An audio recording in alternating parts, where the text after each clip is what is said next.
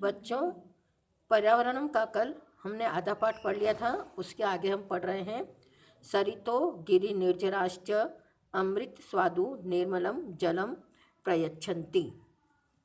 सरितो यानी नदियाँ, गिरि झरनाश्च गिरि पर्वत, निर्जरा यानी झरने, नदियाँ पर्वत और झरने, अमृत स्वादु निर्मलम जलम, पवित्र जल अमृत के समान स्वादमय पवित्र जल प्रयच्छन्ति देते हैं। तो हमें पर्यावरण से क्या मिलता है? एक तो नदियाँ, पर्वत और झरने, जो क्या करते हैं? हमें अमृत के समान पवित्र जल को प्रदान करते हैं। वृक्षा लताश्च फलानि पुष्पाणि इंधन काष्ठानि च बाहुल्येन समुपरहन्ति। वृक्षा पेड़, लताश्च और लताएं, फलानि पुष्पाणि फल पुष्प, काष्ठानि च और लकड़ियाँ, बाहुल्यन अधिक मात्रा में, समुपरहन्ति प्रदान करते हैं। पेड़ और लताएं, फल फूल और लकड़ियाँ हमें अधिक मात्रा में देते हैं। शीतल मंद सुगंध पवना औषध कल्प प्राणवायुं वितरन्ति। शीतल मंद सुगंध पवना, शीतल यानी ठंडी, मंद यानी धीरे धीरे बहने वाली सुगंधित हवा, शीतलता प्रदान करने वाली मंद मंद बहने वाली सुगंधित हवा, औषध कल्पम दवाइयों से युक्त प्राणवायु वितरन्ति देते हैं। कौन देते हैं? पर्यावरण हमें क्या देते हैं? वन जो है वो शीतल और सुगंधित हवा देते हैं, जिससे हमें दवाई का काम करती है और हमारे प्राणवायु है। परंतु स्वार्थांधो मानवः तदेव पर्यावरणम अद्य नाशयति।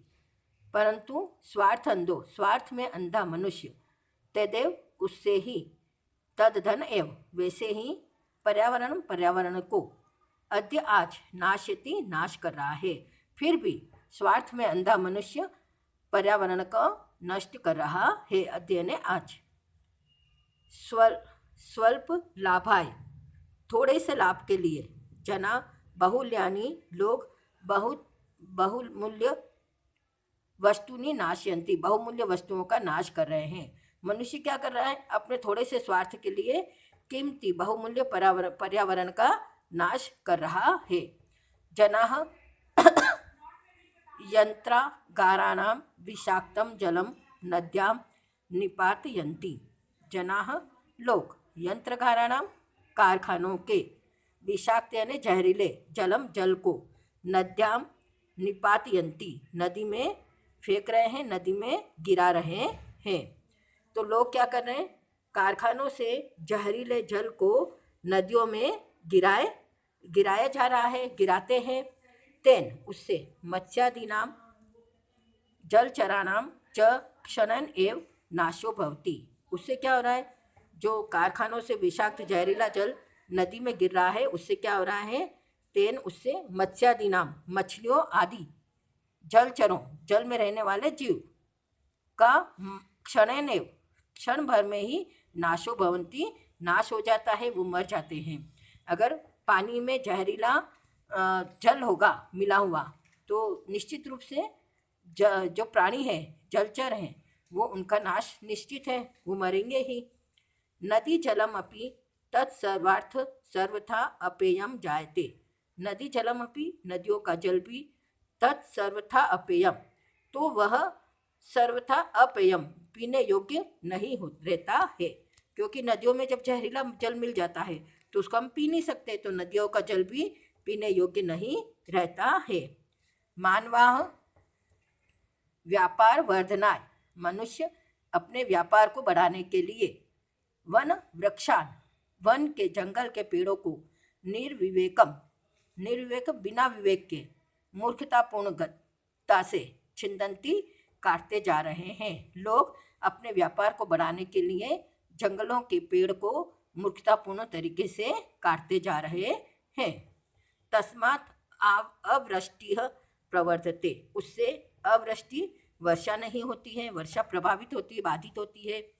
वन पशवश्च शरण रहिता ग्रामेषु उपद्रवम विदधाति। तस्मात् आवृष्टि प्रवर्ते, उससे वर्षा नहीं होती है। और वन पशवश्च, जंगलों के पशु, शरणागत रहिता, शरण अपने शरण को छोड़कर, ग्रामेषु गांवों में, उपद्रवम विदधाति, गांवों में उपद्रव मचाते हैं, क्योंकि जंगलों में उनको सही वातावरण नहीं मिलता है, नदियों का पानी नहीं पी पाते, तो वो गांवों में आ जाते हैं और उपद्रव मचाते हैं। शुद्ध वायुरपि वृक्ष वृक्षाकर्तनात् संकटापन्नो जायते। शुद्ध वायुरपि, शुद्ध हवा भी, पवित्र हवा भी, ताजा हवा भी, वृक्ष कर्तना, पेड़ों के काटने से संकट में आ गई है। अतः पेड़ कटने लगे हैं तो हमें शुद्ध हवा भी नहीं मिल पा रही है। एवं ही स्वार्थंद मानवैः विकृतिम उपगता प्रकृति एवं सर्वेषां विनाश कर्त्री भवति। एवं इस प्रकार ही स्वार्थंद मानवी, स्वार्थ में अंधा मानव, अपने स्वार्थ में लगा हुआ है मनुष्य, उसमें स्वार्थ में अंधा हो गया है और क्या कर रहा है, विकृतिम उपगता, जो पर्यावरण है इसमें विकृति उत्पन्न कर रहा है। प्रकृति एवं सर्वेषां विनाश कर्त्री भवति, इसके कारण प्रकृति ही सर्वेषां, सबका विनाश करने वाली बन रही है, क्योंकि मनुष्य प्रकृति को हानि पहुंचा रहा है, तो प्रकृति भी अपना रौद्र रूप फिर दिखाती है। विकृतिम उपगत पर्यावरणे विविधाः रोगाः भीषण समस्याश्च संभवन्ति। विकृतिम उपगतम, मूर्खतापूर्ण कार्य करने से, यानी विकार उत्पन्न हो जाने से पर्यावरण में विविध प्रकार के रोग, भीषण समस्याएं संभव होती है। तो हमारी मनुष्यों की लोभ प्रवृत्ति के कारण पर्यावरण में विकृति उत्पन्न हो जाती है। तत्सर्वम इदानीं चिंतनीयम प्रतिभाति, तो यह सब हमारे लिए सोचने की बात है। हमें मनुष्यों को सोचना चाहिए कि हम पर्यावरण की रक्षा करें, उसे नुकसान न पहुंच जाए। अगला पैराग्राफ, धर्मो रक्षति रक्षितः इत्याशवचनम। धर्म की रक्षति, रक्षा करना ही, रक्षित धर्म की रक्षा है। जो धर्म की रक्षा करते हैं वही धर्म है। इत्यावचनम, ये सत्य वचन है। इत्यार्थ वचनम, ये सत्य वचन है। पर्यावरण रक्षणम अपि धर्मस्यैव अंगमिति ऋषयः प्रतिपादितवन्तः। पर्यावरण की रक्षा भी धर्म शैव अंगमिति, धर्म का ही अंग है।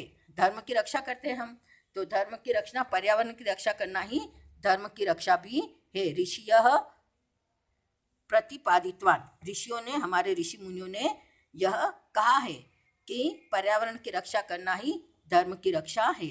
अतएव वाणी कूप तड़ागदि निर्माणम देवायतन विश्राम गृहादिष्ठापनंच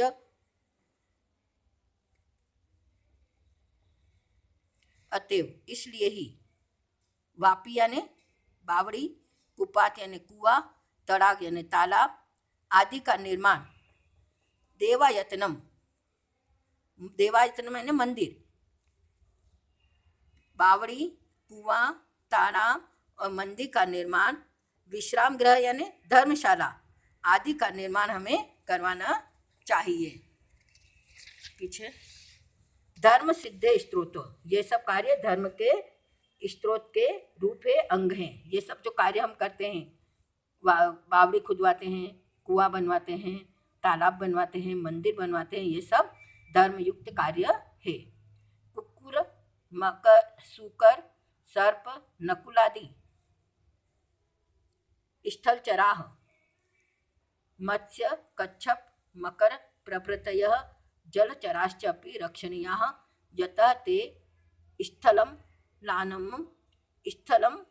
अलानाम